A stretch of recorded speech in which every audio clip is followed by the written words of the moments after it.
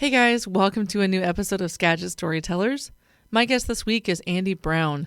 I actually have two mini intros this week. I'm doing a very short intro right now, and then after this intro, I have another intro with Zach Michaud. I've been wanting to have Zach on for a while. I haven't had him on for quite a few months. Gave us a little update of what he's doing these days, and then played one of my favorite songs, a song called Sadie that he wrote for his daughter. So thank you to Zach for coming on. I'll just use this time to plug all the Pretty Much Nothing shows. 321 at Makeshift, 329 at Cats, 411 at the Arcadian Public House, opening for Woodshed. And we actually talk about Woodshed in the intro with Zach. And then they are also playing 425 with Nurhachi and Supremo at the Arcadian Public House. 4 great shows. Make sure you go to at least one of them. One more plug too. I'm going to mention our radio show. Spencer and I started a radio show called That Reminds Me Of.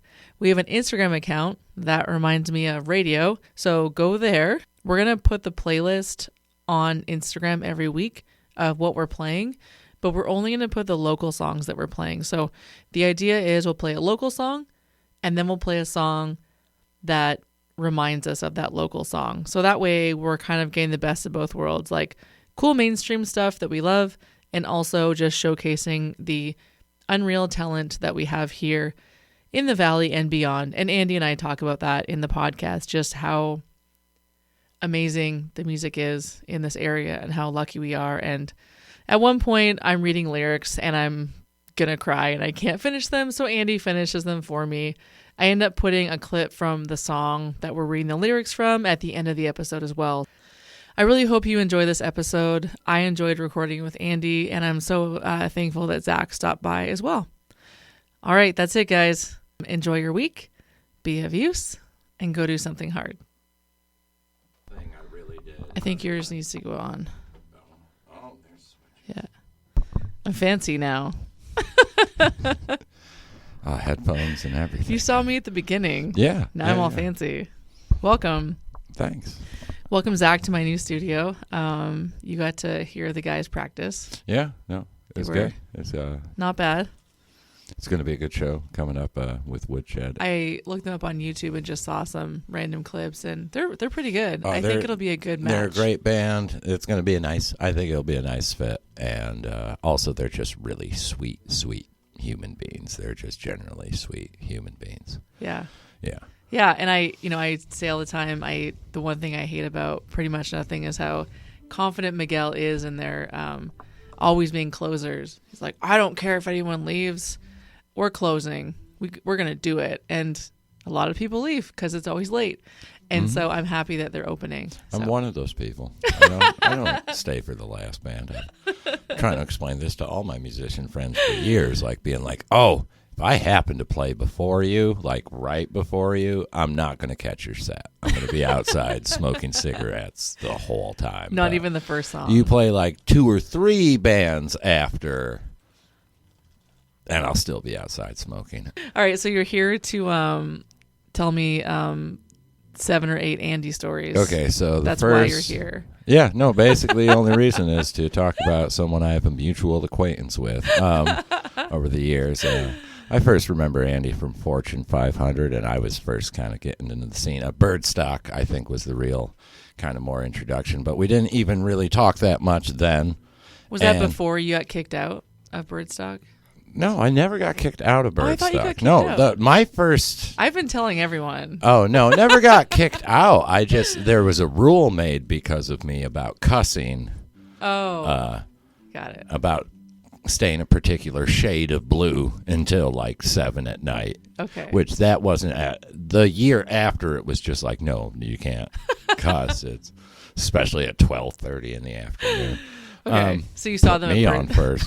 But saw them Birdstock, and then just work in the area, and then befriending like Jack and the boys. And so what would end up happening a lot is I would end up, going out to shows to support, and then end up getting, invited on stage because I'm an attention whore. This is what people make me do when you don't buy my album. So It's okay. It's okay. I'll suffer through it so you guys can enjoy your easy listening. Well, speaking of your album, Yeah. That's the past. Never coming out. What's the future? Oh, future. Got a couple things going. Just actually had a band practice today. March 29th, I'll be at the Mirkwood playing guitar for the Anthony Brock Group, along with it's a kickoff party for fundraising and ticket sales for The Hoot, which is a festival in Tualaip, middle July 18th that weekend. And yeah, it's going to be a fun time. AR band. I can't think of the whole lineup right now. March 29th. Okay. March 29th at the Mirkwood. Got it. Will be I believe, the initial buy your tickets for the Hoot Festival. I think you can already buy them online, but I'm going to make it sound like a big deal and say that that's going to be the kickoff. It's the kickoff party. Nice. And then currently working on a duo where that's in the works right now, McNamee and Michaud. And who's McNamee? Her name's Erin McNamee. She's a singer-songwriter, Americana, roots, country, Celtic music. So she's had a busy weekend this weekend yes. with the hoity-toity toys and all that. That's the only way I can say an Irish accent is I have to start with a hoity-toity toy, and then I can talk a little Irish. But so she's going to be working on you with your... with a duo project. Okay, It's called McNamee and Michaud. We also are working on a comedy troupe as well called First Cousins, but that's still in the works. And we probably won't get hired as much except for in rural areas where they relate. And what about your solo stuff? Solo stuff, I've just retired. I'm a hack. No, shut up. There's nothing more for me to do. I've done everything you can. You have like 5 songs that need to be out. Right. It's very true. And not going to play any of those songs today or any days. No, I've retired. Sort of like Robert Earl Keen retired. Well, why did you bring your guitar? Oh, that actually just has my laundry in it. Need to do that later, but carrying You knew it the washer dryer was around. right beside the studio. I did not, but that will save me $7.50 now, and I appreciate it. Actually, the price of laundry now, like you talk about like politics and all that, and eggs and stuff. I just want my laundry cheap again. Yeah. I have to get the washboard out and use it for non-musical purposes. I'm not bitter. This is not a bitter intro to Andy Brown's episode. So what song do you want to sing today? I was actually thinking of I was gonna play the song I wrote for my daughter. All right, we'll make this. I think that'll work. Yeah. This song's called Sadie. It's about my kid. This is part of me crashing Andy Brown's episode.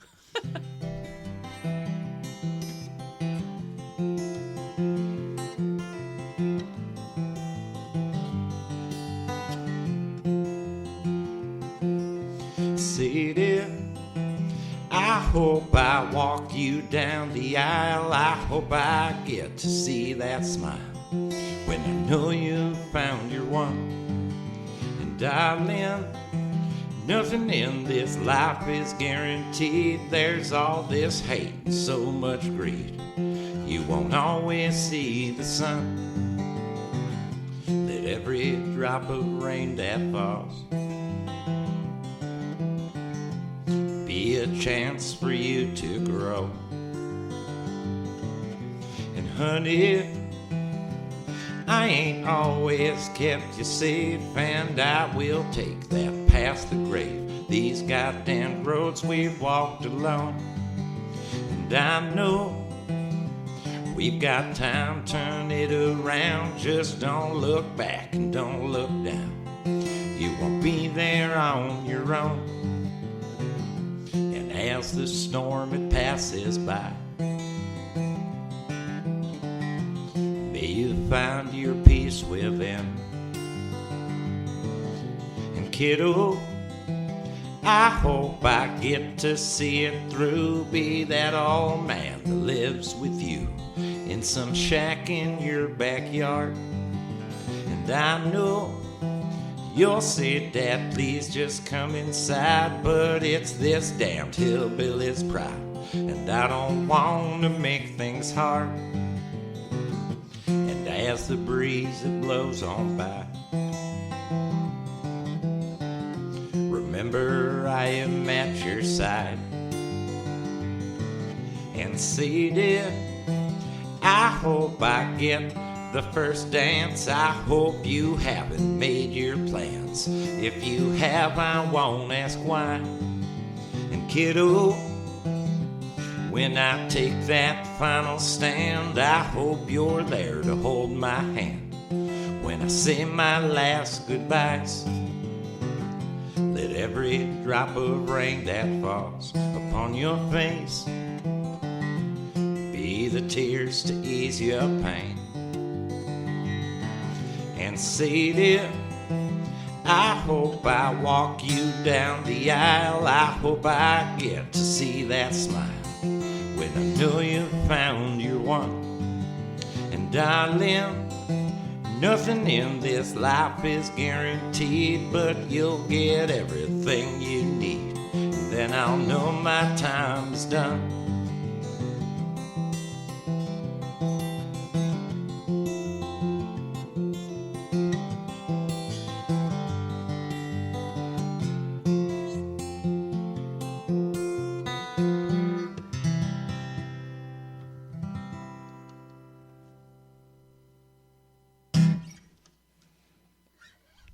As always, that was great. I love that song. I will never forget you playing that in concrete, holding your daughter during that song. That was really sweet. So Yeah, she's a good kid. Tell her that I said hi and I miss her. I will. Yeah. I will. Thanks for coming on, Zach. You're Yeah. really good about posting all your stuff on social media. Absolutely, yeah. people Just can check head out there. my social media because I don't pay for my website anymore because people stop buying my album because you stream it. So that's cool. I appreciate you streaming it. But really, financially, I may never recover again. And I'm trying to buy teeth here by the end of the year, and that's a $60,000 bill. So if you could just go to my OnlyFans page, and that's where all my info is. Feet pics. Thanks for coming over, Zach. Yeah, absolutely. Howdy, partner.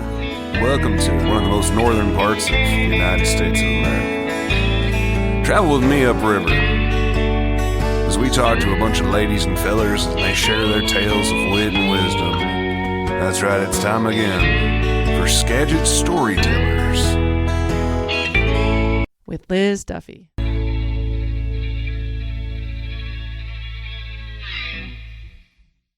Cheers to probably the most anticipated episode I've done. But then I thought, what if we just talked movies the whole time? I know. Everyone tunes in and they're so excited to hear about Fortune 500 and Pavlov and Whiskey Fever and The Enthusiasts. And we just talk about movies. Mm-hmm. Melissa McCarthy movies. Which is We'll be an like, obscure don't topic. worry, guys. We'll get to music at the Yeah. end. And then we don't. Yeah. Welcome. Give the people what they want. Were you looking at my posters? Well, I like the Pretty Much Nothing with Red Eye Nights. That's Yeah, that was a Tim special. That was a that Tim Tim special. can make a poster, man. He's real good. Tim's awesome. He's like, him and Clay are so similar. They just have 1,000 talents. Mm-hmm. Yeah. Yeah, and they're all, you never see a Tim poster so far anyway that looks like the previous one. They're all kind of cool and different, and I think that one's a Tim poster, right? yeah, Yeah. they're just so cool. I was just thinking, oh my gosh, I'm so shocked you weren't playing at that show. Like I always think I know, about it's- like whenever I go to a show, you're always playing. I wish I But couldn't you even weren't- be at that show. I had some sort of conflict. Kind of bummed. I saw a lot of video, and it looked their like a secret really album cool release show. party? Yes. Yeah. Yeah. Darn it. Their album, I told Jack, I said, your album reminds me of the story that Andrew told about their Valine album. Like they put out their album and there was no contact information, no website, no email, nothing. That's what it's like on the Nurhachi Yeah. album.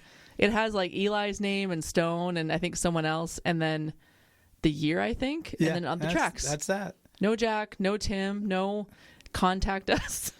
I mean, I guess that's all you need these days because you can just look it up. Just do a Google search or get on the social media.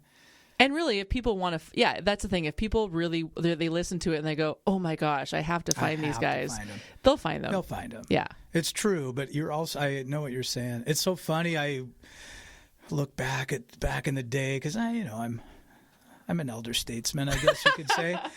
And so our old, like Scott Story and I sometimes will come across an old post, some of our promo material, which we mailed physically through the USPS back in the day.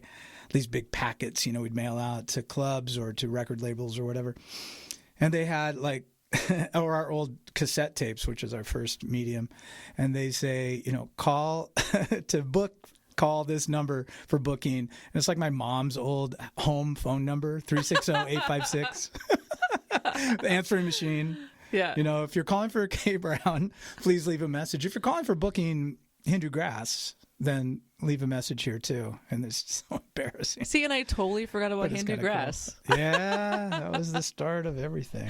Well, whenever I have guests on, I usually reach out ahead of time and just say, hey, if you want to share anything about my guest, feel free.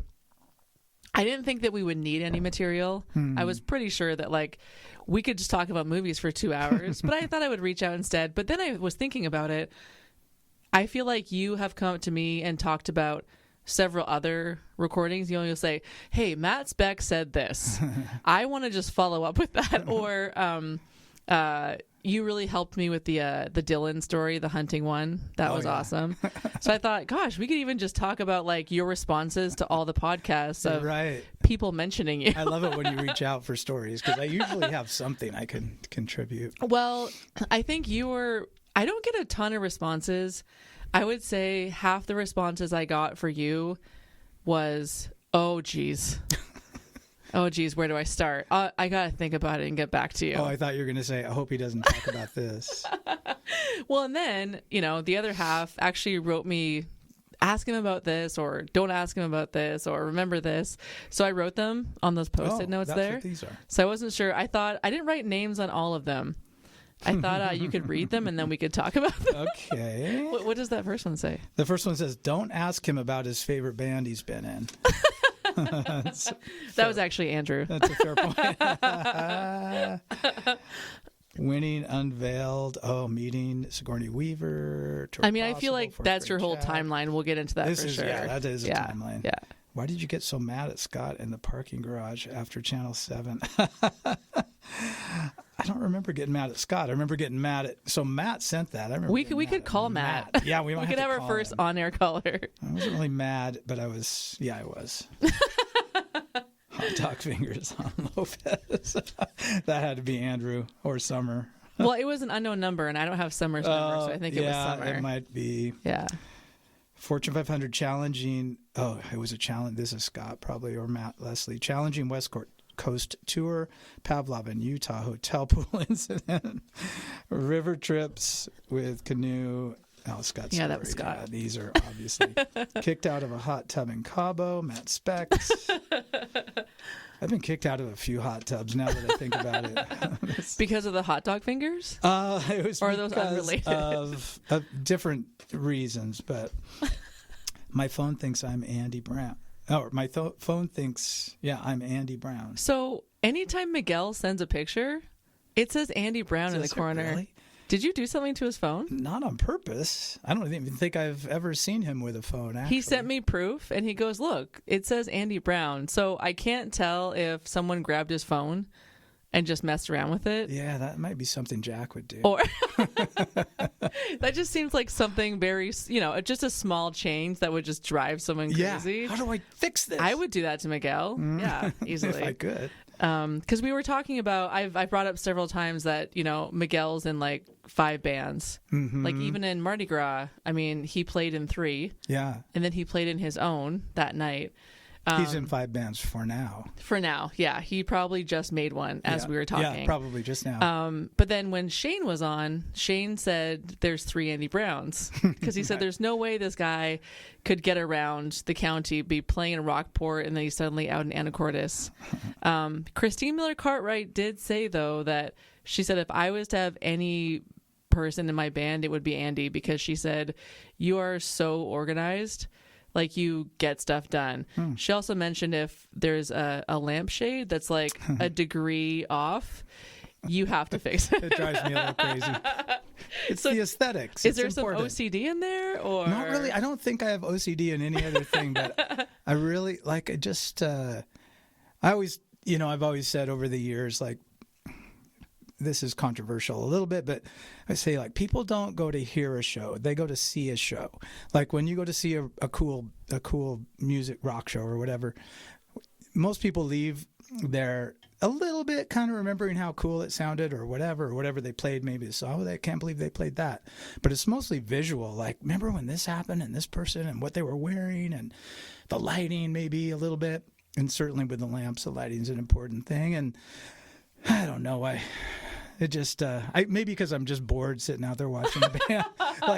And I need to have something to do a little bit. I don't like just sort of hanging out sometimes. You're kind of playing absentmindedly and just staring at the settings going, we could change that. We could fix that. Yeah. You're so good at your job. That's the problem. Well, we have a lamp lady, and that helps a lot. So is that Chris? Yeah, that's Chris. Some big Al named her. Hey, you're that lamp lady. When he first met her. Where did she get her nickname from? Miguel named her that. Critter? Oh, Critter. Yeah. Well, back in the Whiskey Fever days, we would travel around quite a bit, and sometimes Laura and Chris would show up and help us sell merch and kind of do whatever. They're so good at some of those things. And like, Chris is great at setting up lighting and kind of getting a merch table set up and selling stuff.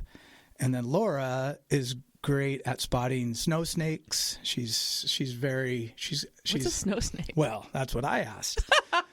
But when you go over the mountains, she has kind of a thing about snakes, and apparently there's snow snakes up in and I can't confirm this, but this is what she told us, and she's very frightened of snow snakes.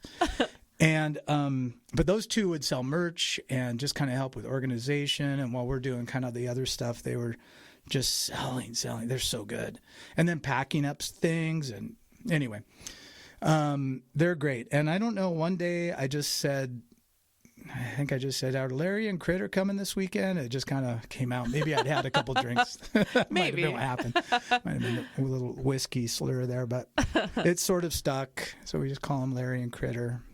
That's how I met Chris at the liquor store in Concrete, and she was wearing a Whiskey Fever shirt. Oh. And then we just got to talking, and I said, "Oh, you're a teacher in Burlington? So am I." And then I remember she emailed me one day to ask me about a concert on the weekend.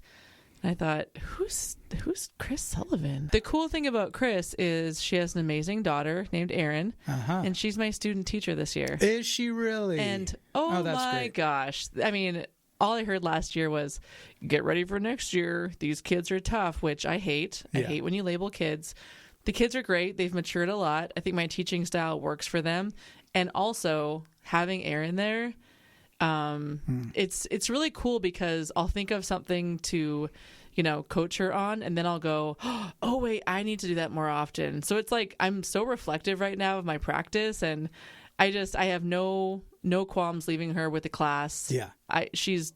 I have no doubt she's going to pass. Yeah. She's great. So all those years, she probably went to her mom's classroom. She picked up a lot. So. I believe it. I don't know her very well. I've just met her a couple times, but she does seem very competent and capable, and she turned like 21 a cool chick. Yeah. Not long ago. So I think she's starting to come to more shows now that she's of age. Yeah. In fact, the last time I saw her just recently was at the Longhorn.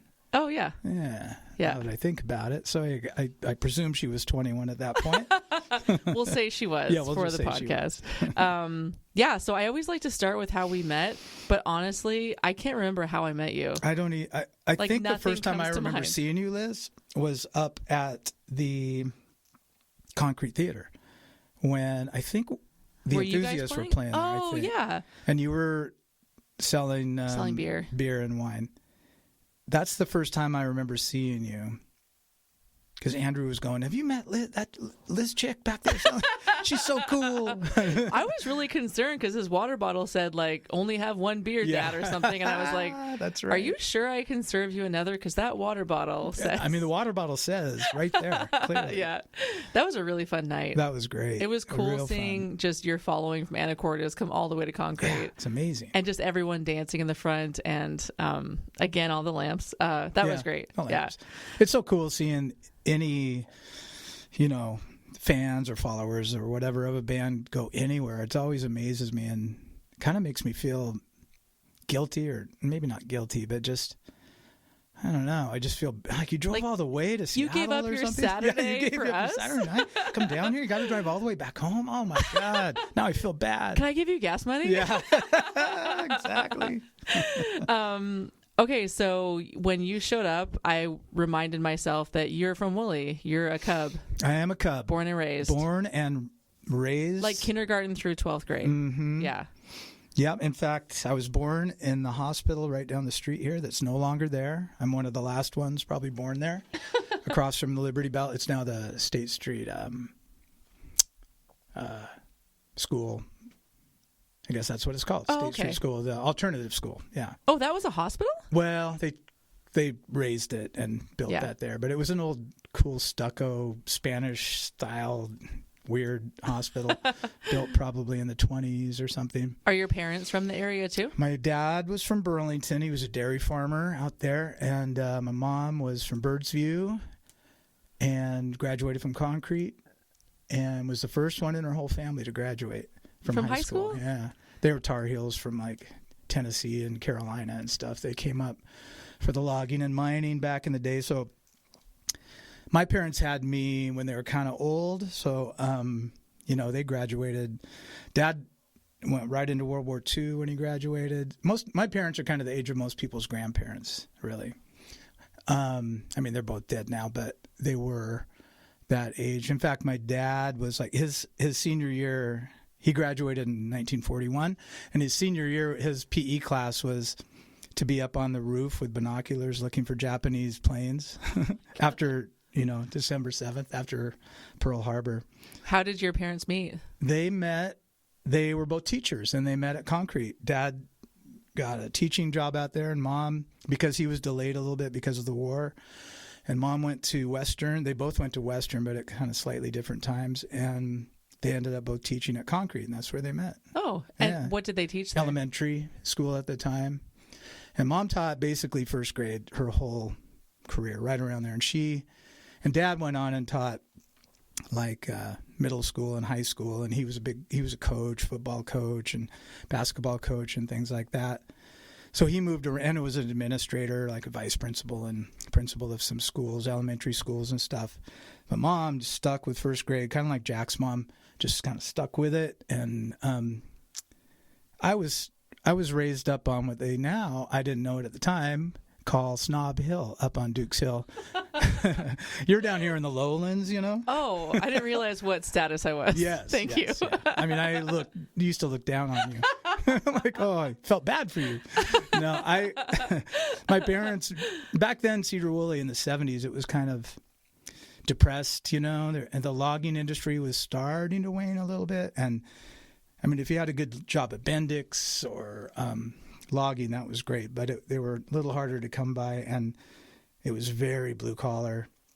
And so my parents both were teachers, and I guess made comparatively pretty decent money. So we lived up there, and it was all a bunch of business people, and they owned the businesses in town, lawyers and stuff. So I felt pretty lucky growing up compared to the friends I met who didn't have we had a washer and dryer and a dishwasher, TV, color TV, a typewriter. Yeah, a typewriter.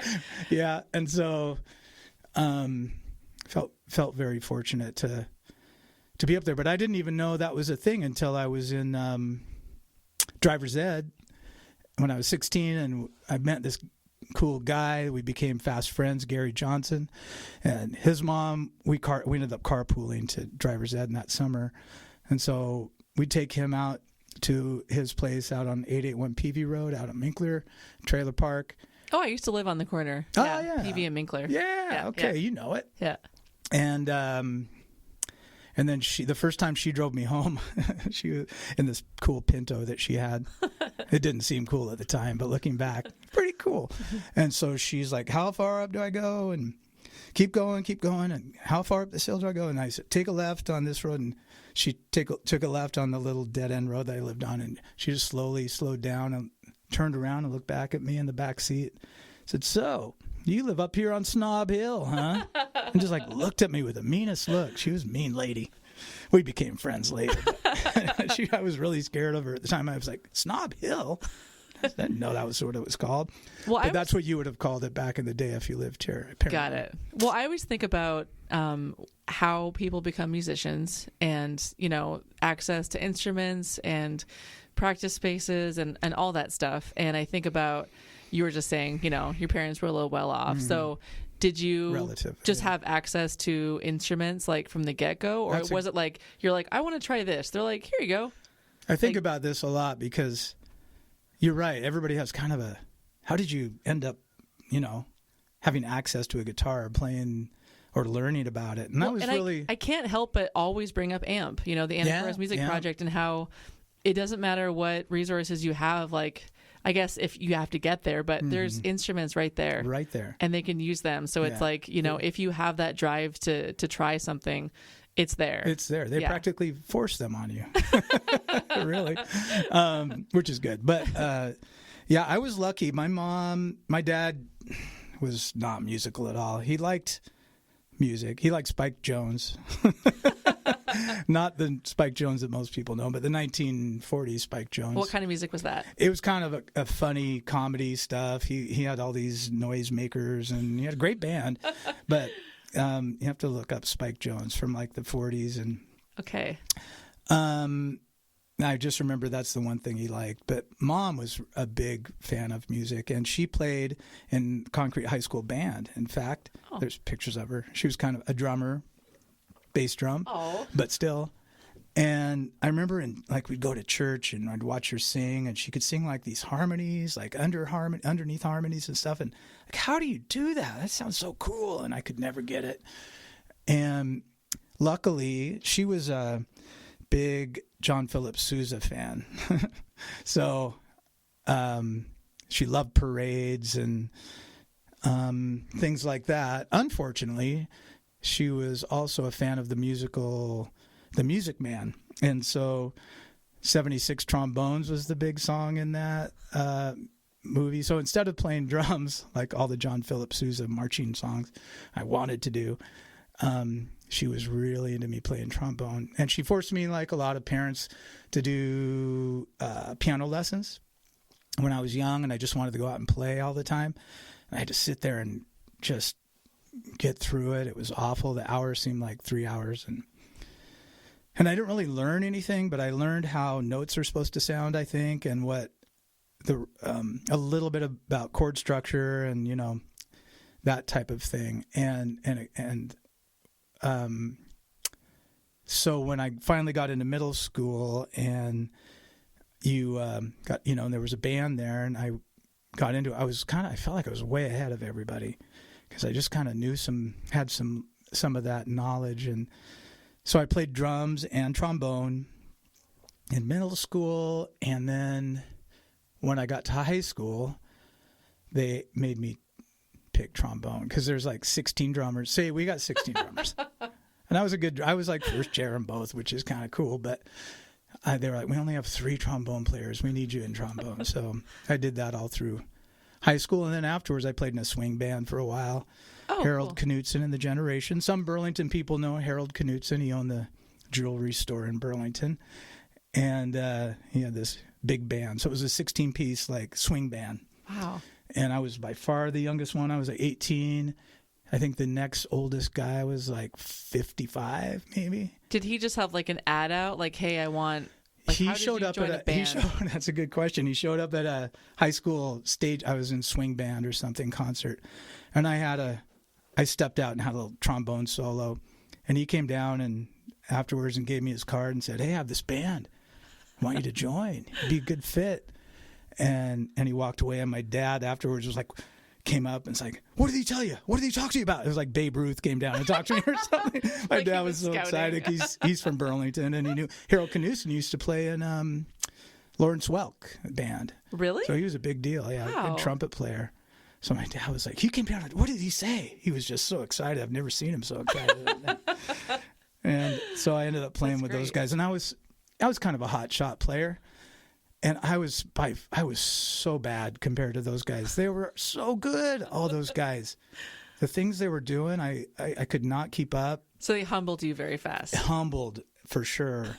And I got better playing with them. But I was, 18 to 20. I was going to Skagit at the time.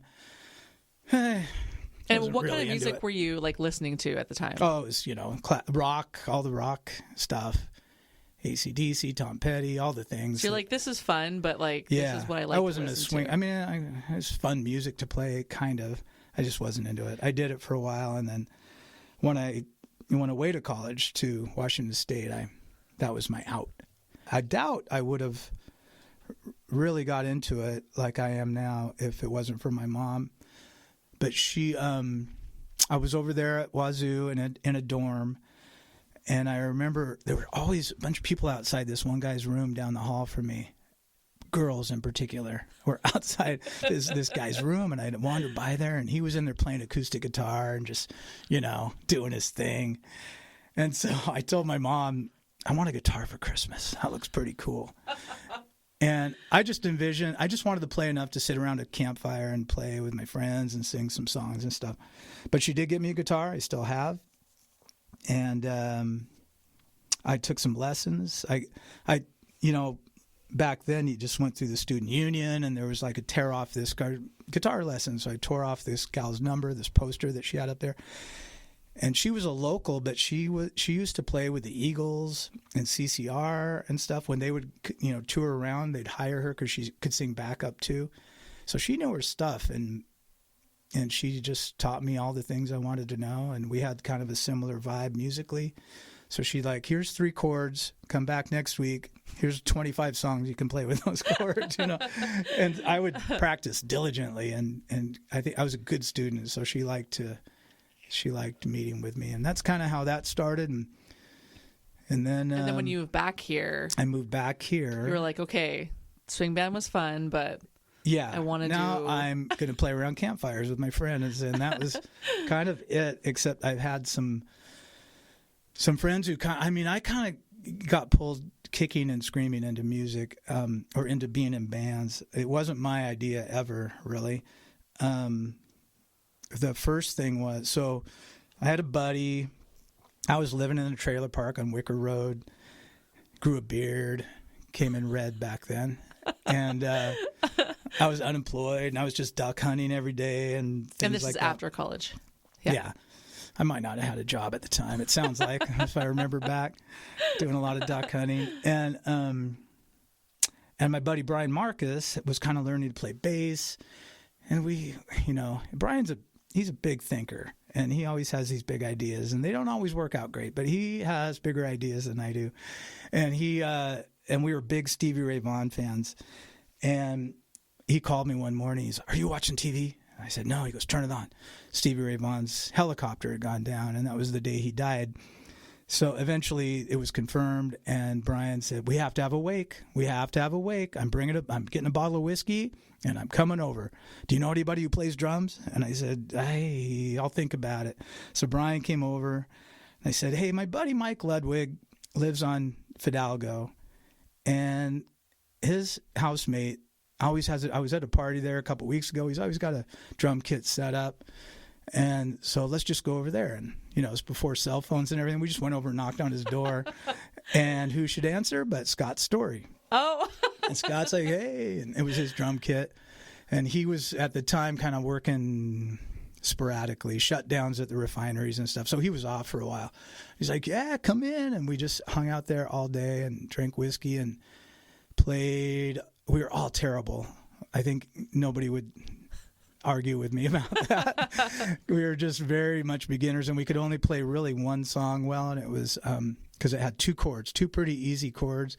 Jane Says by Jane's Addiction. Nice, easy tempo. Played that for I don't know how many hours. And then Scott said, I went to high school with this guy, Rob Blackwell, and let me see if I can find his number. And he came over eventually, and he played a little electric guitar. And that was the beginning. At the end of the night, I remember everybody was just stoked. Like, we got to start a band.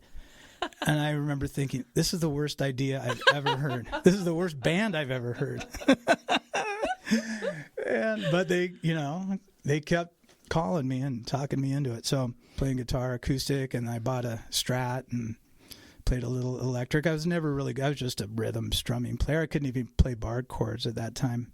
But Scott was drumming, and we kind of got this thing, and we worked up a few songs. And this other band, established band, came over, and they'd heard about us somehow. I don't know how.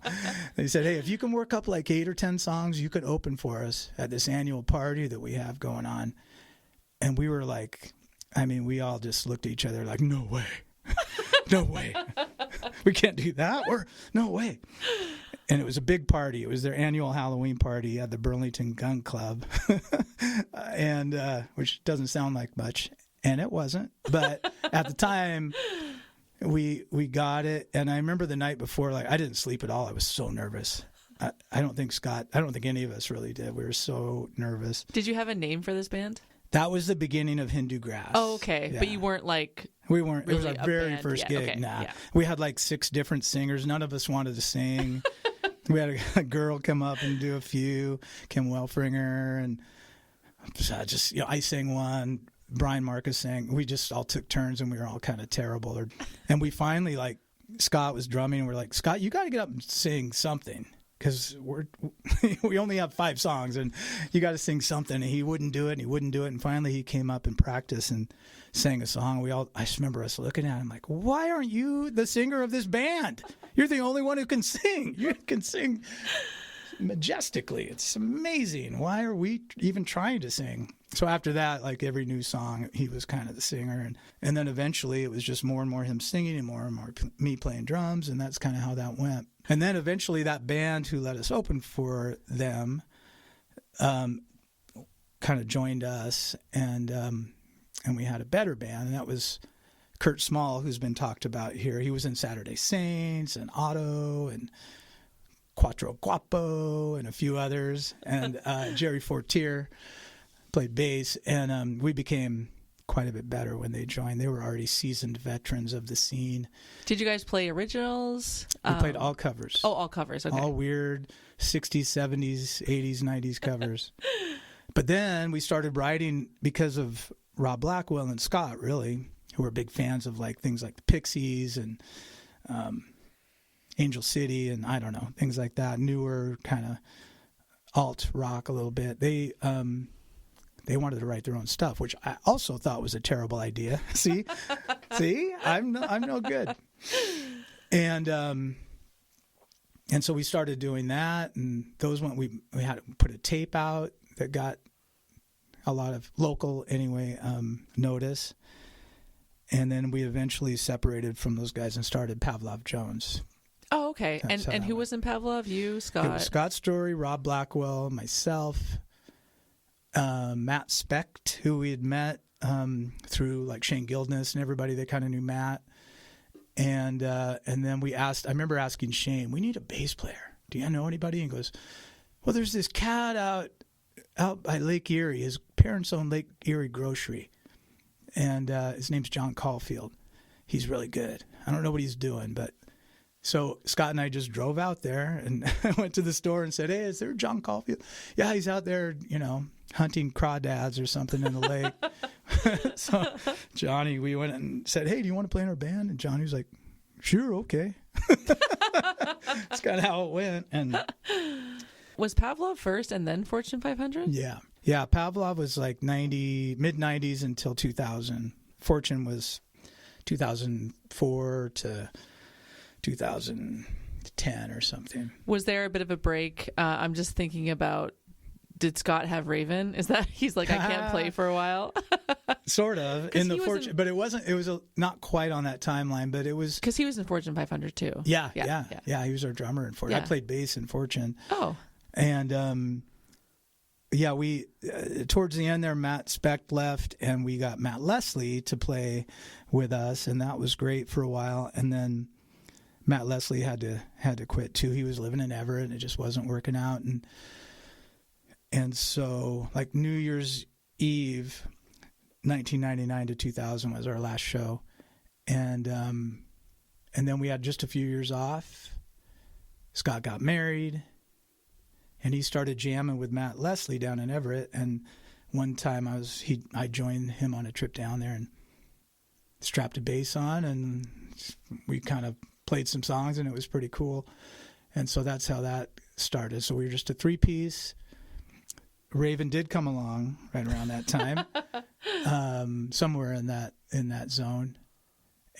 But he managed that for quite a while. We didn't play as often as like Pavlov or anything like that. So, although we did quite a bit, actually, it did become a little bit of a conflict, but he managed it.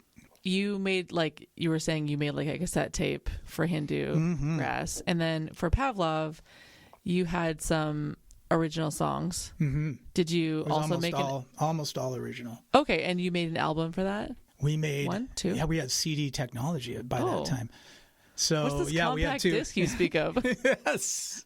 So we had 2 albums out, and the first album went really well. We got some attention. We kind of had a manager, and Andrea Hagen, who also was kind of the manager of Mount Baker Ski Resort or something like that. She heard us play up there and really liked us, and so she helped us out quite a bit. And somehow our tape, or our CD, it might have been just the tape at that time, got into the hands of this competition thing she sent in, and we, without us even knowing it, we won the Seattle area competition. I'm not sure that many people submitted, but we won anyway. And so she called us and was like, "Hey, we got to fly down to Vegas for this thing in like 2 weeks." And to compete. So it was called Unveiled, and it was all sponsored by like Sam Goody and Snapple and Sony and a bunch of cool big sponsors. And it was kind of like the Final Four in basketball. So there were winners of the Pacific Northwest region, and like the Northeast and the Southwest and the Southeast. And so we were the winners of the Northwest, and we went down to Vegas to compete against the Southwest bands. So there was a band from LA, Albuquerque, et cetera, and we played at UNLV in this big auditorium, and we won that, surprisingly. Not to Scott. Scott was confident, but but we won that. And then so the next week we flew to Vail, Colorado, to play against the winners of those other regions. So there were 4 bands who came there, and we played in this hockey arena in Vail, and had passes to go up all the lifts. It was a big snowboard competition too. So Scott and I had we all did had a really fun time. But and the first night we opened for Cowboy Junkies, if anybody remembers them. That was kind of not a great match for us. But are they Canadian? I think they are. I think they are, yeah. And kind of mellow. Yeah. And then we won that night, or whatever band we played against. There was another band. And then we played the final, and we opened for Everclear. And we got second place overall, which is fine, because we got to meet Sigourney Weaver backstage, and we have a picture of her. It's the main thing. Back to movies. Yes. What's your favorite Sigourney Weaver movie? It's got to be... I can only think of her in Alien, so... Yeah, and Ghostbusters. Oh, Ghostbusters. You're right. What else is there? I don't know. I know she's got to have a bigger canon than that, but I feel bad. Hope she doesn't hear this. I'll make sure to send it to her. Okay. And I mean, through all this time, what is the other part of your life look like? Because we were mentioning that, Scott had his amazing daughter, Raven. Mm-hmm. What were you working somewhere? Where were you situated? Yeah, I was always working. I got done with college, and I kind of graduated on accident. I just really didn't mean to. And you're like, this is a bad idea. Yeah, I shouldn't graduate. I kind of looking back, I went in to talk to my advisor to sign up for classes again, and she was like, you're like a credit away from a psych degree. And I was like, what? What do I do with that? And Like, she I've just said, been "I don't playing know." guitar. Yeah, And not even I'm paying having a attention. great time here in Pullman. Yeah. And so I graduated. I worked at an alcohol and drug treatment center for an internship. And then my first job was at Jenny Craig Weight Loss Centers. Oh. And that was a great job. It was fun. It was all a bunch of young people working there, and we had a good time. So you were like the facilitators of like the groups, or? Yeah. I did taught classes and had individual sessions with people, and it was a good training ground, I guess. Yeah. And then I worked at Catholic Community Services. I just kind of kept in that vein. I ended up really liking doing counseling. I worked with kids for a long time and families for about 20 years at Catholic Community Services as a counselor and group facilitator and stuff like that. And then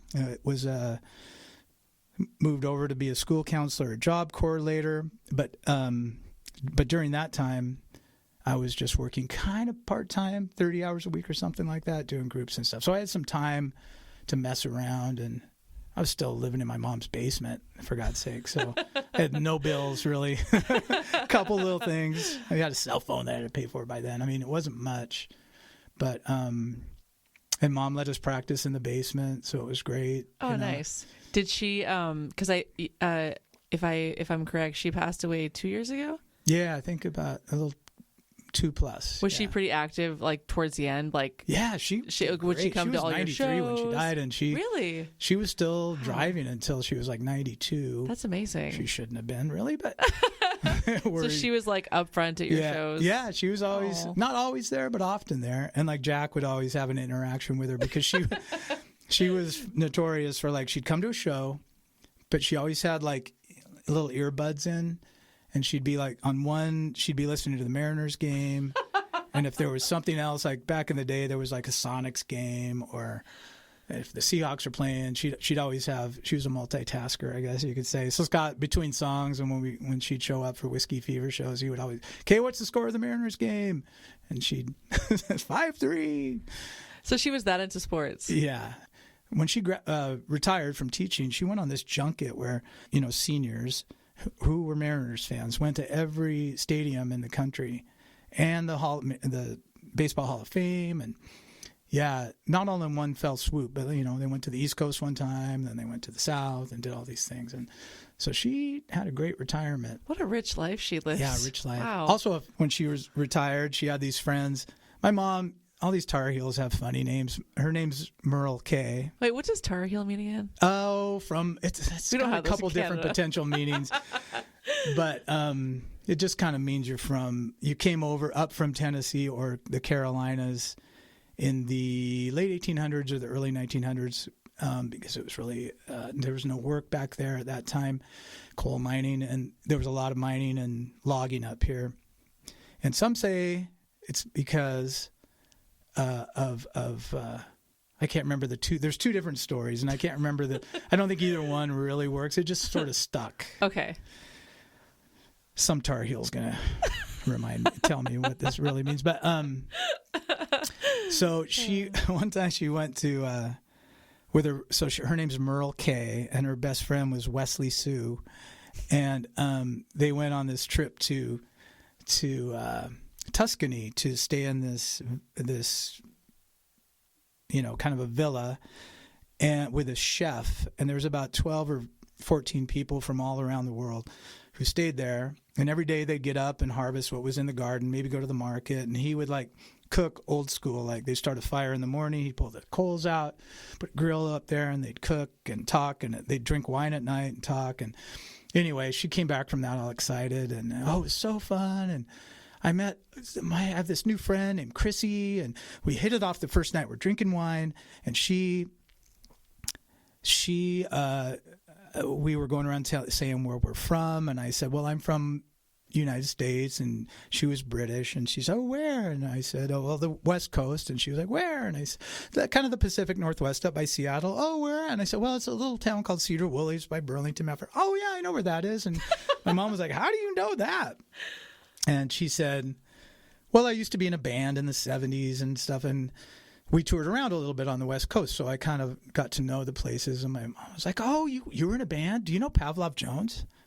My son's in a band. Do you know Pavlov?" I was like, "You didn't really ask her that, did you?" Oh, that's so It's sweet. so funny. And then she kept talking about this Chrissy, and they were already writing letters back and forth when she got home. And, it took a while to get pictures back, photos back then. This is a history lesson for the kids. Yes, it is for the cassettes, kids. CDs. Back then, you had to turn your film in, and it took a few days to a week or more to pick up your photos. But so she finally got them back, and I was visiting with her, and she's showing me. So there's the garden, and there's the thing. Oh, there's my friend Chrissy, and I was like, Chrissy, she looks. Do you have another picture of Chrissy? And she found one, and I was like, do you remember what her last name is or what the band name was? And she said, no. I tried to remember. I was like, my son's going to know your band, but I am so bad with bands. And I said, was her last name McVie? Does that ring a bell? Was it Fleetwood Mac? Because that looks like Christine McVie. And she said, that does ring a bell. Maybe, do you know them? And I said, you don't know Fleetwood Mac? Oh my gosh. And so I showed her some videos of Fleetwood Mac. And she said, oh, there's Chrissy. Oh my God. Oh my gosh. So she was pen pals with Chrissy for quite a while after that. That is kind so of funny. And I love thinking that Christine McVie was so relieved that nobody knew who she was, or that at least Mom didn't. It's like, I was in this band, Fleetwood Mac, and you're like, and Mom was like, doesn't ring a bell. I think that's so funny. I wish I was there to see that. When I had a podcast with Spencer when I first met him, I found out his mom had passed away a couple of years before, so he was late 20s.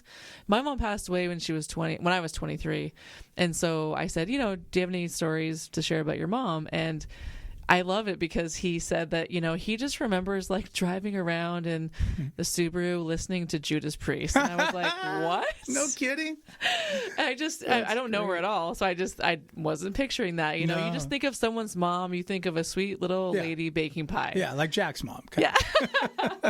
You don't think about that. So I always think about in terms of music. My mom was into Bette Midler and stuff like that. She didn't listen to music too much, but I remember one day, and I think of this, not like I hear Missy Elliott that often at all, but if it ever comes on, I think Gossip Girl was popular at the time, and it was probably the last couple of years of her life, and she was a little bit sick, and we were in the car, and she was just her feet were just tapping along to Gossip Girl. And I'm like, you like this? And every time I hear Gossip Girl, I always think that. Yeah. That's cool. Mom likes Missy Elliott. Yeah. This is cool. Or maybe she was just saying it to, try to connect.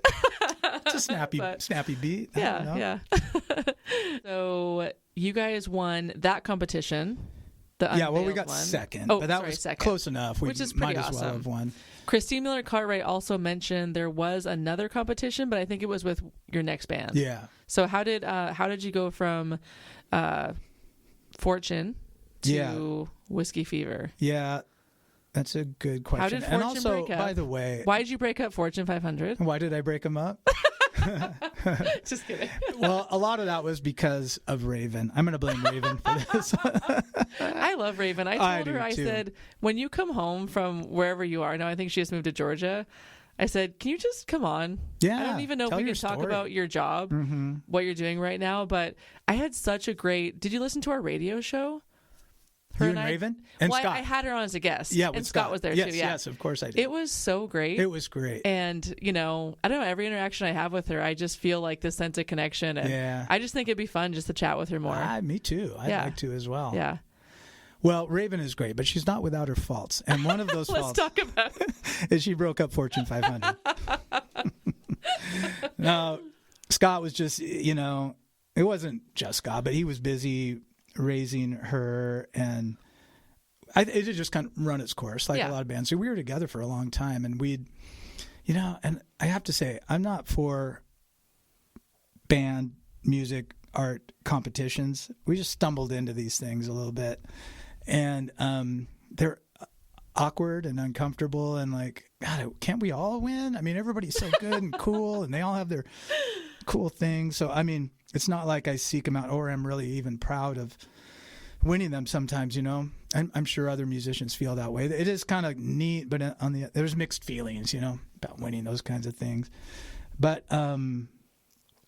so we and Fortune won some of those things too. I was playing, so I got done with Fortune 500. Oh, okay. So yeah, good story. So we were playing. Fortune was playing up at Birdstock one year. Back in the, let me rewind just a little bit. Pavlov Jones, back in the day, we were kind of a big deal in the Valley, I guess. We had a song on the radio, KISM, back when they were independent radio and they could sometimes play independent artists. So we had this song on the radio, which was, we'd go up there for some interviews and they liked us. And one time the program manager called me and said, "Hey, I'm pitching for you to be on the radio. I have this big meeting coming up and I'm going to talk to everybody about getting Stacy on the radio, like on a regular rotation. I just want to make sure that's okay with you." And I said, "Sure, that's fine." And there was a big long pause and he said, "I'm not sure if you understand what a big deal this is. We don't do this normally for local bands." I go, "Oh, well, cool. Yeah, go for it." I didn't really think much of it. But then he called back and said, "Yeah, it's gonna be on multiple times a day on KISM." So then I got all excited kind of. And I remember I was driving down Starboard Road. I had a Jeep Wrangler at the time with the top off. This is how I remember it anyway. Your red hair flowing in the wind. Yeah, my long hair, long rock and roll hair flowing. And just constantly listening to the KISM, waiting for it to be played. And I had a nice stereo in there. And it came on, and it was like, I just cranked it. And I remember thinking, back then, before streaming and everything, like 70% of the cars were listening to KISM, or at least half. I don't know, because it was the one station that came in pretty good. And so, like, man, they're all hearing this song. It's pretty cool. It was like an Almost Famous, the movie kind of vibe. And I have a good friend, Jackie Gallagher, who's a teacher up in Concrete. And she's now the principal up there at the elementary school. Back then, she was a teacher of this combined 3rd and 4th grade class.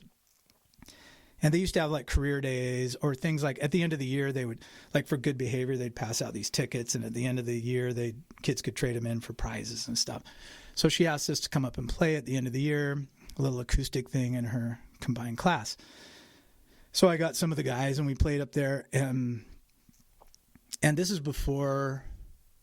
like, MTV was going on, but we might as well have been Nirvana up there. Like the kids just were like, "Oh my God." And we signed a bunch of autographs and stuff like that and took some pictures. And then years later, I'm in Fortune 500 and we're playing at Birdstock up at the Birdsview Brewery. And I'm back in the back behind the stage. They used to have kegs back there for the bands, and I'm kind of filling up my cup. And this kid comes over and he said, "Hey, are you Andy Brown?" And I said, "Yeah." And he said, "I just have to introduce myself. I might be misquoting him here, but forgive me, Jack." He said, "You're the whole reason I'm kind of playing this. You guys played in my 3rd, 4th grade class, Miss Gallagher's class. I went home and told my mom I wanted the guitar for Christmas or something like that. And I got a guitar, and I've been playing now. And I live in Spokane now, but I'm going to open for you guys," and blah, blah, blah. So we just hit it off, and that was Jack Mattingly. And so we hung out quite a bit after that. And he was living in Spokane at the time. So when Fortune 500 would play over there in Spokane, we'd call him and have him open for us and play a little solo set. Got to know him. He would always leave me with a disc or two, CD or two of his demos. And all the way back in the bus, I would always drive the bus, and guys would be sleeping in the back. And I'd listen to those like, "God damn, this is good." So he would just have solo stuff? Yeah. He'd like record it at his kitchen table, with a little cassette or something. But they were so good. And eventually Fortune 500 broke up because of Raven. And Jack and Jack moved back from Spokane to the area. And I think one day we just said, "Let's go play at the Longhorn." And we played a little thing, and he knew a guy he went to Skagit with named Dylan Dahlgarn. He called him, and he showed up, and we just kind of whipped through some songs. And I was just playing like a djembe or something. I wasn't even a full drum kit. And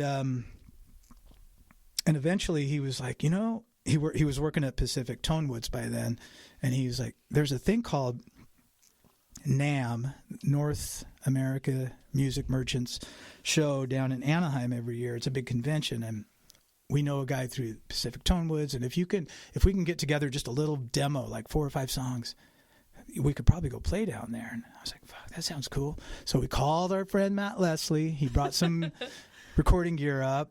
We found one of our friends let us use a shop to record in that was vacant. But was it just you, Dylan, and Jack at the time? Dylan and Jack and I, and then Dylan's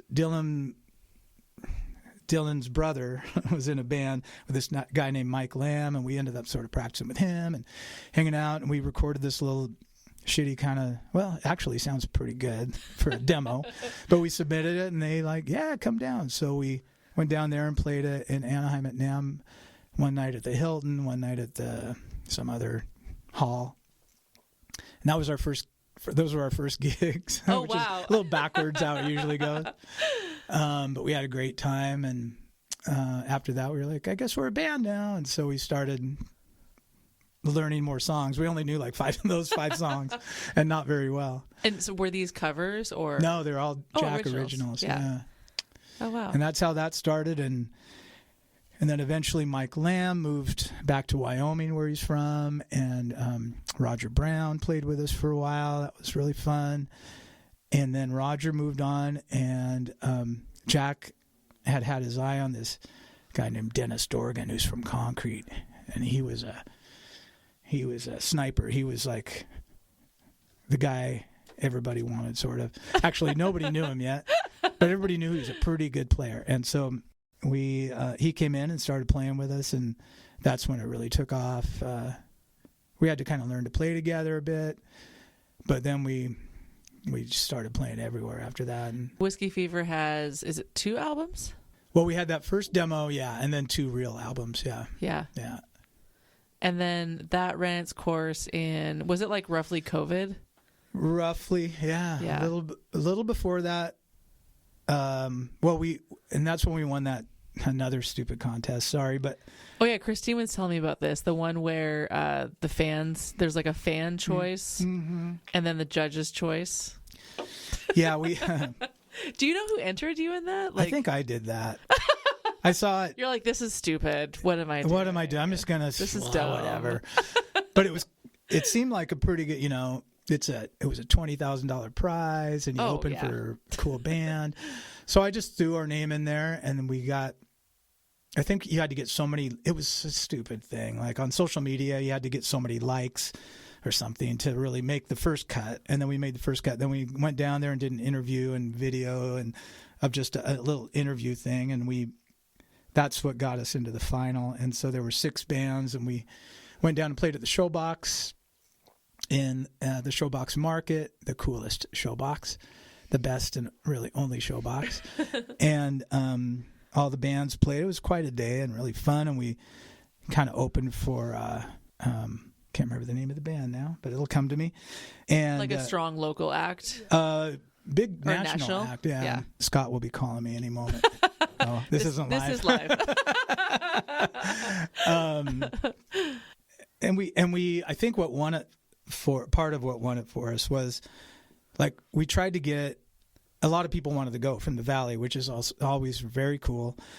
But we couldn't find hotel rooms anywhere. I was trying to block out like a big floor or anything. And they just couldn't find it. Even for us, we couldn't find a hotel room. Like, what is going on? Is there some convention or something? Then I found out. Now this is on you, actually, Liz. My fault? Kinda. It's was there a Jays game? Yes. It was the Toronto Blue Jays were playing the Mariners, and the whole city was booked. And I didn't realize that was a whole thing until that weekend. So we're like, God, what can we do? Maybe, wonder if we can rent a bus. And it was prom season, so there were no buses available, and no, vans and things like that. But like on Craigslist, I found this number. I called this guy, and they're Russian speaking only, and we had to get a translator. It seemed a little sketchy. But we got this bus for pretty cheap and a driver and filled that thing full, and it showed up outside the showbox. And I think that's kind of what helped us win, because we had the most enthusiastic fan base. And so we ended up winning the 20 grand, and then we won the $500 crowd participation or crowd thing too. Because when you came in, you voted on, or before you left, I guess, or something, you voted on the band. And because we had so many people down there, that was really all the fans that came down there. Oh, that's great. So it was a fun night, and fun for the people on the bus too. They had quite a time. So we won that thing, and shortly after that, we broke up like most bands. Right when we hit our peak, it's time to, But also COVID was a thing. And we were one of the, I'll tell on Andrew here a little bit, but Whiskey Fever was playing out in the Guaymas store on Guaymas Island towards the end of Whiskey Fever, though we didn't really know it yet. I was going up to the stage, and this guy, it was really packed in there, and this other guy bumped into me. He goes, "Hey, you're Andy, right? You're the drummer, right?" And I go, "Yeah." And he goes, "Okay, cool. My name's Andrew. I play in the Enthusiasts. You're going to be our next drummer. I'll talk to you later." He just like disappeared into the night. That's how I remember it anyway. Like, who was that guy? And so eventually Whiskey Fever disbanded, and I started playing with the Enthusiasts after that. So that's... And you've been in the Enthusiasts for, what, 4 years? Yeah. Has anyone Maybe 5. come up to you recently and said, "Hey, you're going to be our next drummer"? I'm waiting.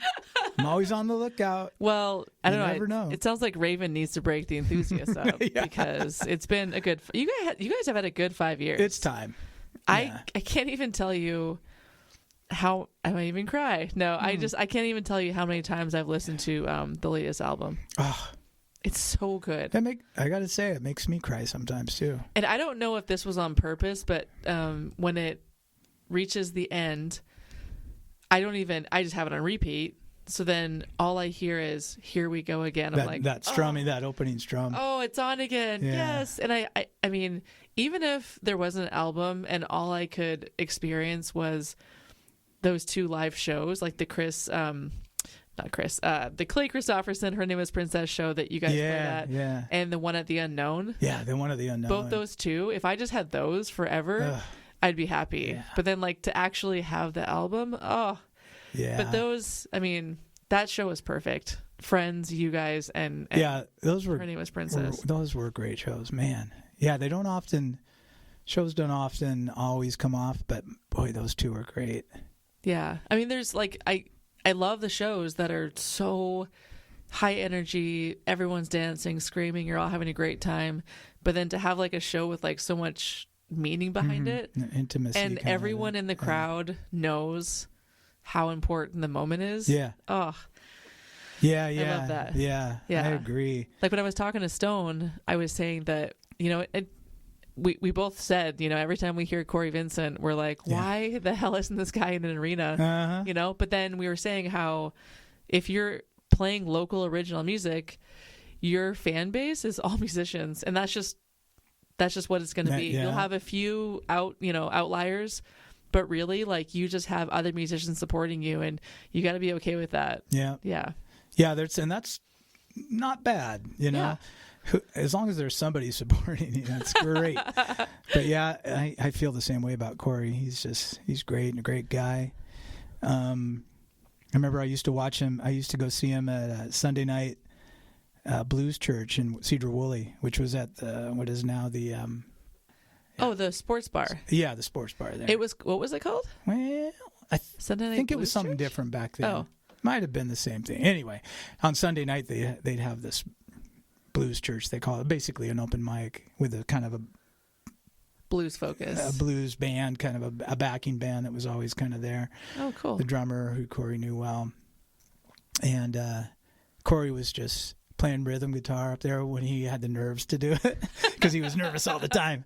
And I think sometimes he might not even get up initially, but then he's playing along. Once in a while they'd look at him and throw a lead to him, and he was, he looked like he shit his pants a little bit. Which I understand. And eventually he just had full control. He really, he's not one of those guys who just came in fully formed. He really had to work at it. like any good musician, really, or most all good musicians. And maybe not Jim Morrison or somebody like that, but guitar players, you have to work on your craft. And Corey's just been constantly working and getting better and learning and taking lessons and doing everything he had to do. So it's so cool to see him now when I think back on that, back in the day. Did you have any cases of like nerves when you first started? So many nerves. Well, you said you couldn't sleep. I couldn't even sleep first night. In fact, our first ever sort of time playing in front of anybody was an open mic night. It was Monday night, I think, at Cascade Pizza in Cedar Woolley. And it was in early Hindergrass, and we just had, we'd been working on a song. Okay, I think like we finally could get through it all together. That's how not great we were. I think we played The Seeker by The Who. And so we showed up at open mic, Cascade Pizza, Cedar Woolley, waited for our turn. Instead of playing the amps that are up there, we brought all our amps. Nobody was tuned up. Everybody's, just doing their rookie thing, like, give me an A. Is your A where my A is? And then just terrible. And we got through that song, hopped off the stage. The whole thing took probably 45 minutes for one song. It was just, we just were in heaven. You played one song? Yeah. That's what the guy said. So Scott went in, he got done. He's all charged up. He went to the bathroom. He's at the urinal, and this old guy, regular, probably at the Cascade Pizza, Scott's just sweating and probably the best he's ever felt in his whole life. And the guy looks at him and he goes, "That was you up there just now, huh?" Scott goes, "Yeah, man, yeah." And the guy looks at him, "One song. One song. You're up there 40 minutes. You played one song." And Scott's just, he just drooped. He came out of the bathroom not feeling as good as he did when he went in there. He's like, "We got to learn some more songs." I got to impress that guy I met in the bathroom. Yeah. Like, God, we should have done more than that. And now that you say that, old guy. Well, one of my favorite parts of my podcast with Shane, he talked about going on tour. And I believe it was Fanny and Pavlov. You guys both I think went? It was Blue Green. Blue previous, Green. Yeah, Sorry, previous okay. to Fanny. Yeah. And you guys went to Montana to share a bill. Mm-hmm. And I believe the biggest the biggest difference between the two bands' road trip experiences was you guys were in some sort of Cadillac limo van. And the other guys were in something with holes in it and eating mustard packets. Yeah, it was a difference. Yeah. We'd had, maybe we saved our money a little bit more than they did. Now, was that and we you had more that got gigs. the gig? You were like, I'm going to apply for this or try to get this gig I think in Montana. Shane might have organized it. Actually, one of the other guys in the band, Chad Metcalf, his brother, I think, was living out there in Whitefish area. I don't know how we decided to do it. It was in the middle of winter. We're driving to Montana. Why are we doing this? You were just saying that you went 45 minutes for one song, and I'm like, wait, you drove to Montana for one show? Yeah, just for one. Actually, I think we played. Winter. We were supposed to play 2 nights, but yeah, So Shane's mom had this business, so they had an old cargo van that was kind of already on its last legs. Just drove around locally, maybe picking up supplies, it wasn't used much, but they borrowed that.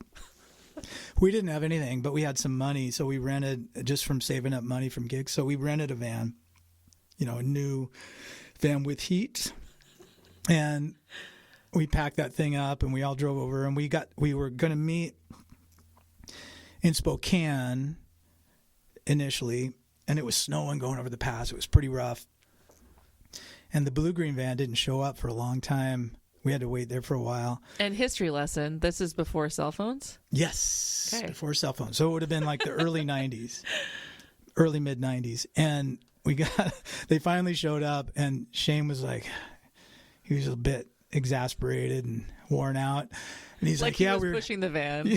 Kind of. They're going over the path. This is Shane. I'm sorry, but this is how I remember it. So we were going over the path. They were going over the pass.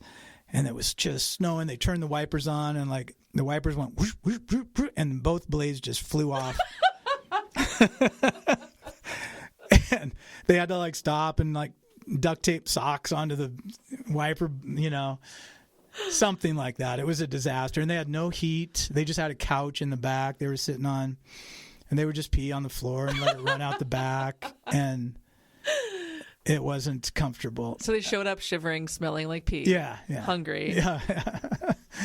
And then we got over there, and we eventually got to Whitefish, and we were staying at this guy's house, so that was nice. It was kind of low cost. But you were playing Chad's at a brother's lodge? house. No, we were playing at this place called the Palace. It's a big bar in Whitefish, kind of the only big bar. But they had a big stage and everything. And the first night, like Pavlov was going to open, and the second night Blue Green was going to open. We were just going to switch it around. And the first night, I don't think we made it to the second night. Like we played, well, first off, we got there and Blue Green had no money and they were hungry. So they went up to the manager and said, "Hey, can we get a draw on our, the take, and so we can get some food?" And the guy was like, "God, okay. You guys are going to show up, right, and play it?" Yeah, we'll show up. So they got their money, and they went across the street to this casino and threw it all on this horse race and lost it all in like 30 seconds. Really? This is, again, Shane, this is how I remember it. It could be a little skewed. And so then they were out of money again.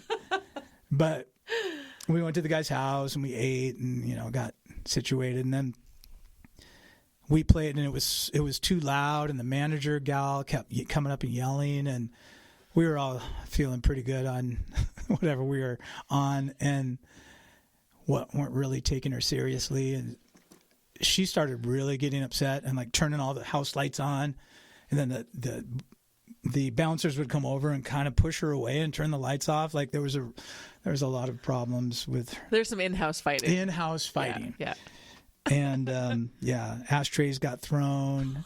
Well, yeah, at some point Blue Green was up there playing, and we're just stoked. They're going off, and it was great. Because they opened? I think they were closing that night. Okay. So we were done, and it was great. We were just watching them. We were on the front of the stage. And our buddy Bus, Brad Lease, came with us, and he was running sound back in the sound booth.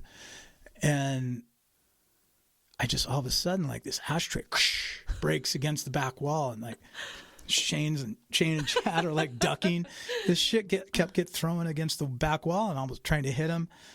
So I was like, "Who the fuck is throwing all this stuff?" So I kind of went around the back, and I'm waiting to find this guy who's throwing the stuff. And it was Brad, the sound guy, our buddy, who was just fucked up and just throwing shit at him, laughing, just having the time of his life. Never seen him happier. That was his peak. Yeah. Anyway, it was a trip. And so the next day, she just said, I think she said, "Yeah, that's it. You're not going to play another night." Did if they I pay remember you, right. though? I don't think we got paid. Yeah. Okay. We didn't. Blue Green got paid the night before and lost it all on the horses, but we didn't get paid at all, I think. And then Scott talked about, I think it was with Fortune 500, the tour down the West Coast. Yeah. Yeah. How did that go? That was an undertaking. Again, Brian Marcus kind of helped us talk us into that, but it was cool. I mean, it was an experience, but At least you went during the summer, I hope. we did go through during the summer. Okay. That's true. We learned our lesson. And we had this bus back then. It was kind of an airport shuttle bus that we've been driving. Even at the end of Pavlov, we had this bus. And it was just you guys. It wasn't like another right, band, too. just us. And so, yeah, we drove all the way. It went down the 101, and that bus, it stressed the bus out. We kept just breaking lines and leaking fluids all the time, and had to stop, find hardware stores and auto parts stores and try to we didn't know what we were doing with cars. And Scott worked at Les Schwab for a while, but that's the only real experience we had with car maintenance. And Brian Marcus knew a little bit, so he'd get under there and try to fix things, and we somehow made it all the way. We played in San Fran, Santa Cruz, and Santa Cruz was the southernmost part, and then we headed back up. Were you just booking shows as you went? No, we had them booked up. Okay. Already, but they weren't great gigs, but they were. It's a memory. I'll say that. It's not like it did anything to help our music careers out, but I'm glad we did it when we could do it, I guess. You know? Well, because then you're always just wondering, like, hey, what if we did go on tour? Yeah, what if we did? What would that be like? Yeah. The I'm going to say this wrong. Is it Seraphic? The girls from Anacortes. Oh yeah, I don't know how to Seraphic? pronounce that either, to be honest. I'll just say Seraphic. Sure. They were here, 3 of them. Oh. 3 out of the 4. It was a lot. Do you know them or have you met them? So you like understand the energy that they possess. Some energy for sure. They were here, and Lillian, their drummer, was not here.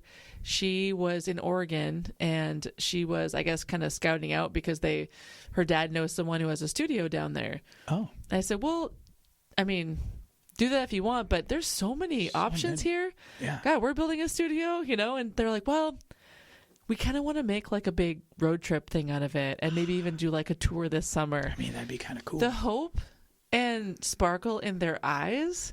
Oh my gosh. I wish I could bottle that up. Yeah. They're like, no, this is what we're doing. We're going to make it. And it was the way they talked about, like when you were talking about, working in mental health. And I mean, Fia said like being in the band has saved her. She said, I used to come home and just put a face mask on and watch Netflix. Oh, wow. She's like, I have a purpose now. And I just thought, oh my gosh. I said, Fia, how many kids at your high school are right now like the way you used to be? They just come home and they just sit there. And so we talked about how, what they could do. And I said, you got to start like some kind of maybe songwriting club at school. Yeah. Because as great as AMP is, if kids don't know about it or they can't get there, I mean, every kid has to go to high school. So if they're there anyway, you know. Anyway, so I was just thinking about that idea of like, it's great that they're in this band and they have all these dreams already, and like I said, you don't want to just regret like, hey, remember how we played music together? We should have had a band, and they're doing it. And I think that's great. You mentioned even winning some contests, but that's not even close to your highlights, Or, oh yeah, we won 20,000. But we had this really cool story about Montana. Like that's what it's all about. That's true. Yeah. The disasters are often more entertaining and fun to remember than. So Gin Gypsy is back. Yes. And they had an amazing performance at in Concrete at Mardi Gras. And someone asked me, oh, have you seen their video? And they mentioned their video too. Did you guys ever do music videos with any of your bands? Nothing like they did for that. Oh, what was that song called? Bathtub Gin. Bathtub Gin. Like that's a professional video. We've never done that. The most we've done is I've just used like Windows Movie Maker to like piece together some things. I think that's like some live shots of you guys. Live shots and photos and things, and just kind of, a collage basically of things. But that's a really cool video. Like they did a nice job with that. Although wait, didn't Clay or didn't someone? Oh yeah, I guess with the Enthusiasts. Yeah, we do. Cats and Trees. Yeah. Yeah. Shout out to Clay. Again. Yeah. He's a fast worker, that guy. And he just had like iPhone and drone and another kind of maybe a better than an iPhone camera. And Charlie was there to help out and assist. And he was like, okay, I think we got it. And then he showed up at band camp and took a little bit more footage of us like walking around, of our actual feet walking on the ground. And that was that. And then like a week later, he had it done. So fast. I love listening to your interviews, and it's such a, I think I know things about my friends and colleagues in music around here. And then I listen to their interviews and I always learn a lot. You learn something, A lot. And they're just so entertaining and cool. I'm just really glad you're doing this. When you guys go to shows, you don't really have time. It's not like people don't want to share their story, but you don't have 3 hours to talk about your childhood. No, you do not. Also, I agree. I want to say that too, that the music community around here is just, it's so supportive. And I don't know, I didn't feel that way in the 90s. It felt more competitive to me. There was a lot of jealousies and competitive. Maybe that was just me, actually. I was younger and a little more competitive. But I just love the way it is now. Everybody goes to each other's shows. It reminds me what you used to hear about early 90s Seattle. Like everybody was just going to each other's shows and supporting each other. And they'd sit in with each other and stuff like that. It's it's a really cool thing. And I certainly in Anacortes, it's a big deal. It's maybe more so over there in a way. I'm so fortunate to be playing with the Enthusiasts because it's almost like a second family to me in a way. And like Scott Storey always says, I'm his brother from another mother. Oh, does he say that? Yeah, when he introduces me on the stage, because we've been around so long, we're practically brothers. Well, we talked about, I've said a couple times in the podcast, like I obviously like the musicians are super important and you know, just fans in general. But what other scene has an archivist like Steve Chambers? Steve Chambers is right? the man. I just know Steve is a shoe guy. He loves his shoes, as really? do I. And I noticed I noticed at I think we were at Brittany Collins' party, little mountain music fest, yeah, a couple years ago, and I was like, "Cool shoes, dude." And he was like, "Hey, I'm always at Value Village. I'm a shopper. I'm always looking for shoes. What size do you wear?" And I just like, I kind of, I don't know, 8.5, 9. I was kind of walking away, and like the next time I see him, he had like bags of shoes for me. He sent me a picture of these white Crocs with big maple leaves on them, you know, Canadian. God, yes. And I said, "Oh my gosh, where are those? Thank you. I'll stop by." And he's like, "They're size 11." I'm like, "My kid has boats. She'll love those." Yeah. And he goes, "All right, I'll get them." So we stopped by, I think around Christmas and picked them up. So I always bring this up because when I'll share, you know, Shane's stories and, you know, Scott's stories, and people will say to me or comment like, "Oh man, like, wish I was around back then. Like, that sounded so cool." And I'll push back and go, "You guys, we're in it. We're in it right now. We're in it right now." Yeah. I know it's hard to see when you're in it. Yeah, but it is. At the time, there's no way that those bands in the, you know, 90s were thinking, "This is amazing." They're just getting through the day. Yeah. You know, Yeah. no one stops to think about it till later. And it reminds me of this song. Do you know John Craigie? Nope. He's a really great singer-songwriter, great storyteller on stage. But he has this one song, and the lyrics are, he says, "Let's get one thing straight. Bob Dylan never played here. Joni Mitchell never sang here. Dr. King never preached here. This is a new stage. This is a new space. And even if they had, what would it matter anyway? Because the ghosts of the past cannot bring me any luck. All that matters is tonight." And then he sings about, like, "I want to stay on your couch and eat your cookies. I don't want to stay in a hotel room and not eat any cookies. Like, I came here to meet you. Like, that's why I'm here." And then so he sings that chorus or that verse again, and then he says, "And if my generation is going to make any impact at all, there's one thing we need to believe." And I keep telling this to local musicians. We need to sorry, I'm gonna cry. It's all It's right. just so beautiful. I love it. Go on. We need to believe that the songs that we sing, we need to believe that the songs that we write can be better than the songs that were written by the legends of the past. We have to believe that the music that we make has the potential to be better than the music that was made by the legends of our past. And then he sings, "Otherwise, what's the point?" I just think, why are we out here if we're just like, "Oh no, Pavlov made the best album in the Valley," you know? What's the point of even trying? Like, why are we here? And, you know, then he says, I hope it's okay that I said that. I hope the older generation ain't pissed. It's just that I want a summer of love too. Yeah. Ooh, I want a renaissance. I want ours to be the best. And I'm like, yes, that's what we are right now. That's so great. It feels like it. I know this sounds conceited as hell. I know it sounds like blasphemy to say that we could be better than Beatles and Dylan and Beethoven. I'm not saying that it's me. Okay, you read the last stanza. Okay, I can't. I'll read it. All I'm saying that I'm trying. Me and my friends, we are trying. Every night we are trying. Thanks for coming and watching me try. That's great. Oh, isn't that so good? That's really good. And like, you think the lyrics are good, like just the way he sings is just amazing too. So, and just simple guitar, but I always think about that, like, you know, yes, acknowledge and respect the past, but like, we have this There's so much great scene, so much cool shit going on. and then you meet the terrific girls who are just crazy. Yeah, just crazy, which is great also. Crazy and awesome, and you're like, oh, there's hope. And then, you know, Clay and West put together The Swamp, and then you see like Surreal and like Olive and her friends playing their 90-second songs.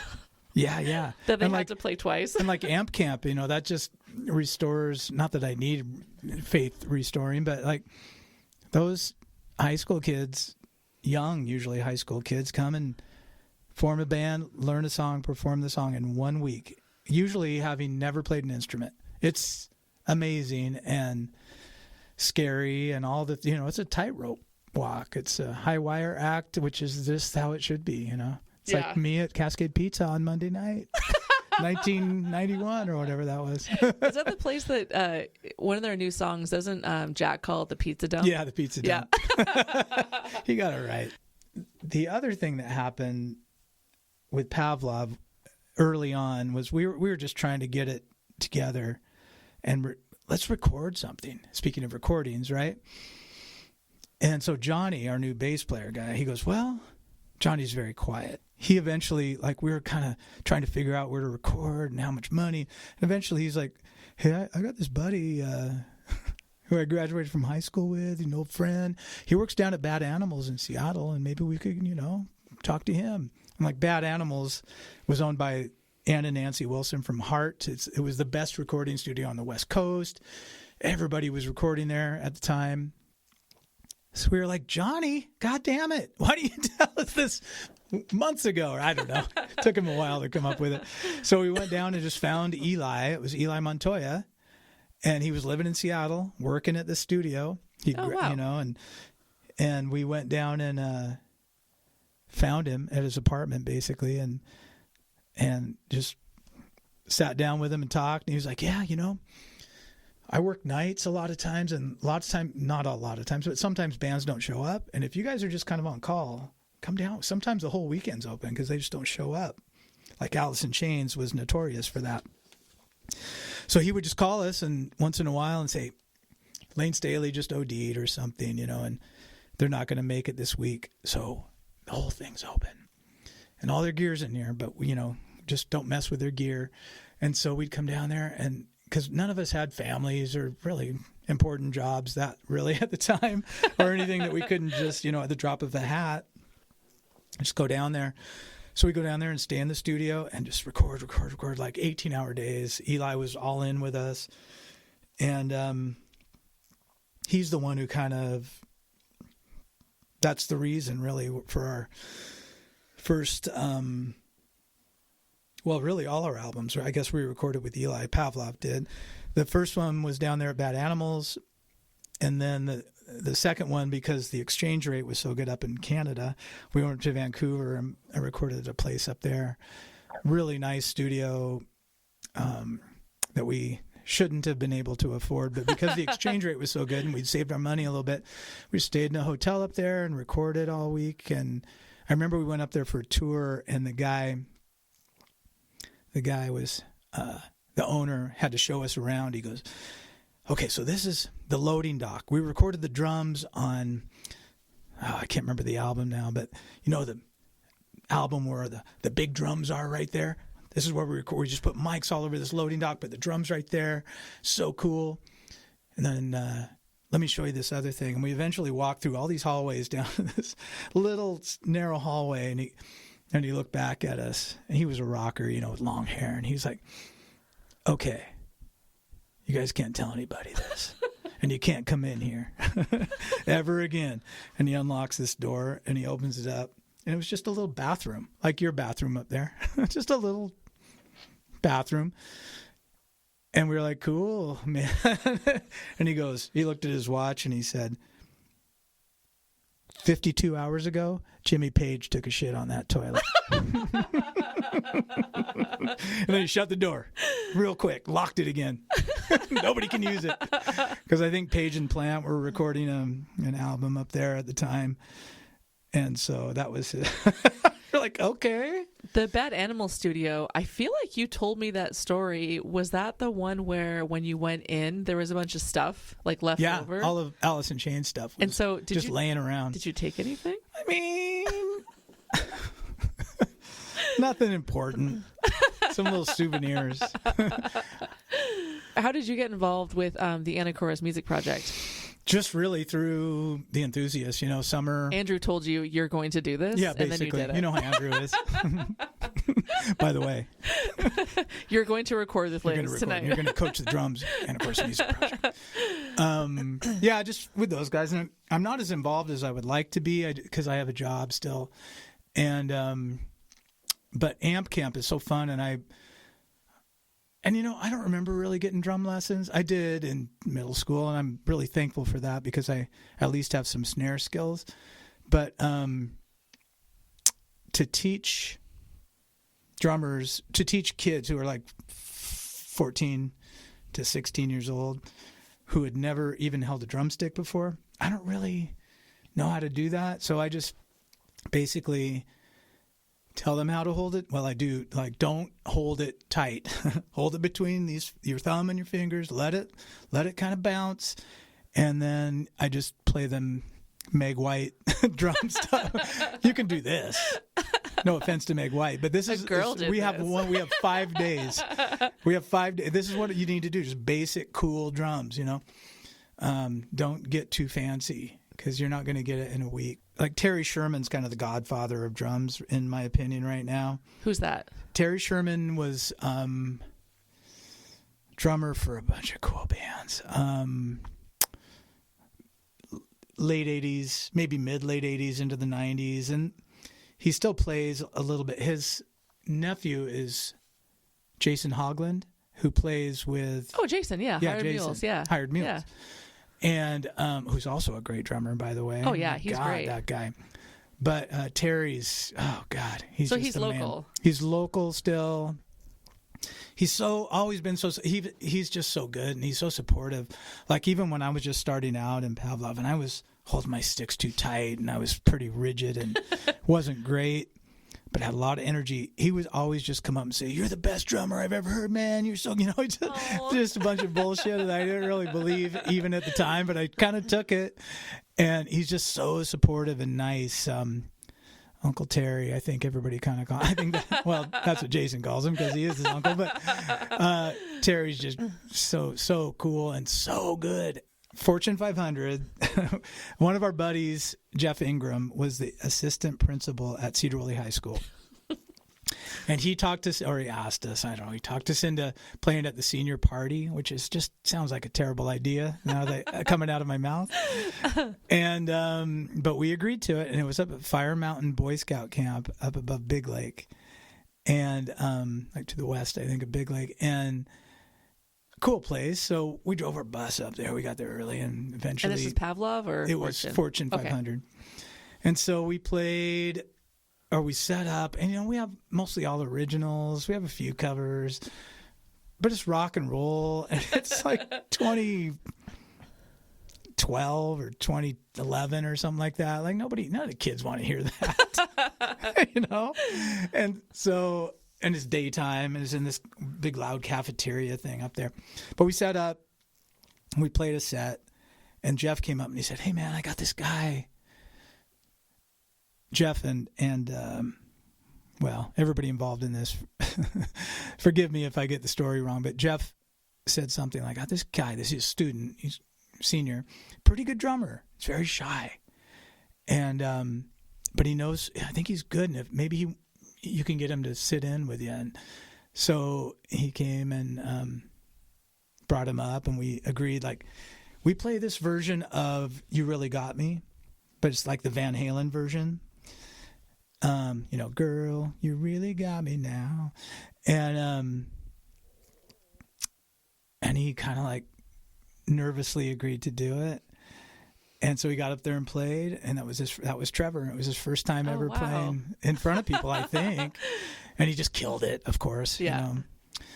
And that's the first time I met Trevor. Yeah. Well, I love he was a senior. The drum cover videos he does. Yeah, I don't know those if you've seen are those. So great. I told him, I said, I'm going to get a bunch of drummers, and we're all going to show up, and they're all going to do one. I think that'd be really cool. It would be. I don't really know how to do that stuff. He's so technically proficient, and I just kind of don't you just listen to the song and play along? I just don't look as good as he does.